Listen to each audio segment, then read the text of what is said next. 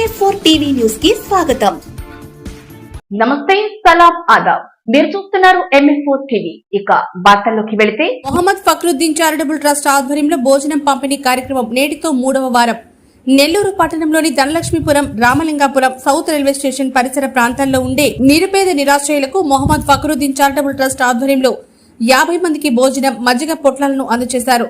వారం వారం అన్నదానం అనే నినాదంతో ప్రతి ఆదివారం ఆకలితో ఉన్న వారికి అన్నం పెట్టాలి అనే మంచి ఉద్దేశంతో గతంలో గూడూరు పట్టణంలో 169 వారాలు నిర్విరామంగా నిర్వహించడం జరిగిందని, ఇప్పుడు నెల్లూరులో మొదలు పెట్టామని, ఇది 3వ వారం అని సంస్థ ఉపాధ్యక్షులు మొహమ్మద్ సర్తాజుద్దీన్, కార్యదర్శి అమరుద్దీన్లు తెలిపారు.